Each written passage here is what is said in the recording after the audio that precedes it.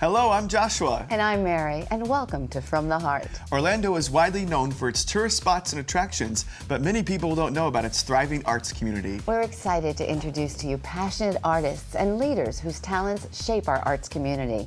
How do they create and why? And how will Orlando benefit from a growing arts presence? On each episode, we'll meet guests who are influential leaders and artists who are truly making a difference. From the Heart.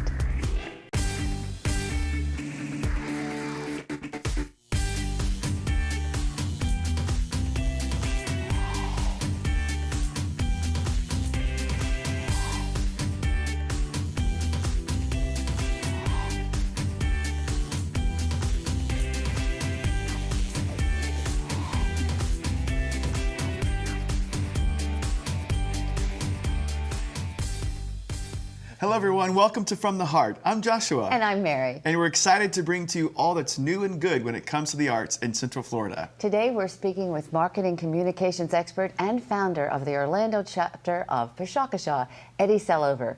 We look forward to hearing what exactly goes into Pecha. Welcome, Eddie. Yeah, welcome. Thank you very much. Great to be here. Great. Eddie, we're probably imagining right now everyone is out there thinking, Pecha what? Pecha, what is Pecha?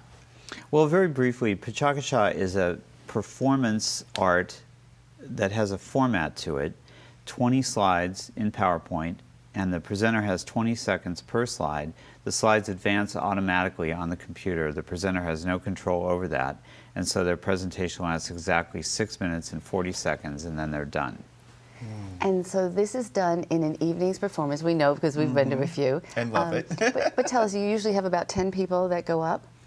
Yeah, anywhere from, let's say, 7 to 10. A good evening is probably 8 or 9. And it lasts about 1 hour, the actual presentations. And the evening itself is about 3 hours long because we like to do mingling before and after. So what is the main point of this? I mean, is it for the speeches? Is it for the relationships? Is it for community? I mean, what do you see as a vision for it? Well, in a way, I feel one of the strengths of it is that it doesn't really have a point. There's no particular agenda to it. There's nothing that we're trying to communicate as a whole. We're not advocating for anything. It's really an opportunity for people in Orlando who have an interesting story to tell to get up, have a forum to tell their story, and be with other people who are as interesting as they are.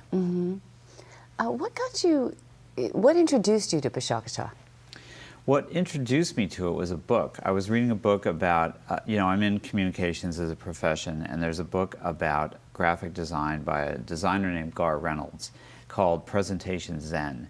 And I was reading this book, and there was a little sidebar article about Pecha, talking about it really in terms of where it began in Tokyo, how it began in sort of in a club scene, and what it was all about. And I thought, well, this is really interesting, and it'd be very cool to attend an event like this. So I looked online. There wasn't really anything close to me, but I kept looking, and eventually it came to Florida. So I went to an event in Tampa, saw it done there, and I was really, amazed, blown away by the passion in the room and the interesting people who came to it. It's really grown, too. Tell us what Pecha means. Well, it's a Japanese word. It means chatter or chit-chat in Japanese. And I tell people, it's kind of a misleading name because it really is, it's anything but chatter or chit-chat. With a very tight format, it's not improvised. The person who's giving the presentation has to work very hard, as you can imagine, to be able to stay on their slides as they run one after the other. And are there themes to each night, or is it kind of a free-for-all with the topics? I have done themes at times. One theme that worked really well was love, various aspects of love. We did an event near Valentine's Day a couple years ago. I've done a movie theme night, a couple of other themes. The luck was a theme one time. But in general, I think it's actually a stronger event without a theme. It's potluck, I think. Yeah. We talked a little bit earlier, but in the nights I've come, there's been a little bit of everything.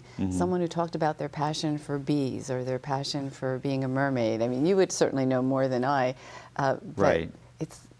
Tell us about some of the ones that stick out in your mind. So many. We've been doing it for 5 years. There have been literally hundreds of people who've done this now, and it's almost overwhelming to think about. But I've had an accountant who knows the IRS well talking about how to deal with the IRS, what the IRS is looking for. a balloon artist who makes fantastical things out of balloons, animals and sculptures out of them. Another sculptor who works in the medium of cake and chocolate. He makes full-size statues that are edible. The mermaid you mentioned. Yes. Right. Someone told the history of the universe in 20 slides. Yeah, I saw that. It That was great. Right. Yeah. Can He's an anyone do astronomer. this? How do they get involved in it? I mean, do you have to be invited? Do they audition? People now kind of approach me from around the city, or they recommend people, they send people to me, and I hear about people that interest me as well, so it's kind of me going out and finding them and them coming to me. Yeah, there's more than enough interesting people in Orlando to keep doing this forever, I think. What do you look for? If someone comes to you and says, I'm thinking of doing one, what do you want to see in that person that will make you go, yes, I'd love to have you? I think there's a couple things. One is that they have a certain body of knowledge to share, like you talked about the astronomer who can talk about the universe. It's better if the person has a lot of substance and information. But the other thing that I really look for is personal passion and intensity and a kind of commitment, something they really want to talk about. Because the more passion they bring to it and the more humanity and heart, the better it is for them and the audience. It's very cool. Now, this is a worldwide phenomenon, right? I mean, it's not just Right. in America. You said it started in Tokyo. What are some other major cities that have a chapter? It started in Tokyo in 2003, I believe, and they do it in a nightclub. They do it every month, and it spread to San Francisco from there, and then to other cities, and each year they add more and more. It kind of grows exponentially. Now it's in 850 some odd cities around the world. That's incredible. Virtually every major city in the And world. it grew so quickly. You said 2003. I just Right. thought that it had been around much Right. longer than that. They just I had to miss it, unfortunately, but they had a summit meeting of organizers worldwide in Tokyo. People very came from, cool. Yemen, London, everywhere. So There was that's one very night exciting when they too. had live feed and they all acknowledged you and said, welcome Orlando. It was Yeah. there was a celebration of something that night. Do you remember what? What they do now every year in February is they celebrate the anniversary of Pecha Night with something they call Global Night, where they have a live feed, like Yeah. you said, all around the world, and they kind of stage it by time zone. And not every city participates, but every city can if they want to. So sometimes it's just organizers getting on Google Chat and talking, coming in. So that's a cool event. We participated in that one time, and I guess you were there at that night. Yeah. It was a little hard to hear, was the only problem. But you our could see room all the was- energy there. It was Yeah, it kind was of- great. Why is it important for Orlando to have a chapter? What do you think that brings to our city? I'm not 100% sure what it brings to the city. I think that the beginning of it in 2010 was kind of coincidental with some sort of renaissance that really began happening around that same time. That was the beginning of the food truck scene, where restaurants began to get a little more adventurous and a little less corporate. It seems like a whole bunch of really interesting things all kind of sprouted up around the same time. And all sort of centering around community, because you think of the food trucks that brings people together, that talk about the food, and Pecha, well, you know the eclectic group you get there, professorial students, Right. day workers, artists, business people. I mean, there's every True nationality. community, Yeah, Yeah. a real cross-section. Yeah, that's one of the big strengths of it, is that it is a cross-section, and it's very inclusive, and it's very, I guess you would say, kind of non-judgmental. And it differs maybe from a lot of public speaking events in that I don't do a lot of communicating to the audience what they're going to hear. I kind of bring the presenters up one after the other, let them do their thing, and the audience is kind of surprised. They don't really know what's coming next. And that element of surprise is a really nice thing too. Well, speaking of elements of surprise and what's coming next. Are you going to surprise me? Exactly. And our know. guests at home. I'm not even going to tell you what's coming next, except it's more of you.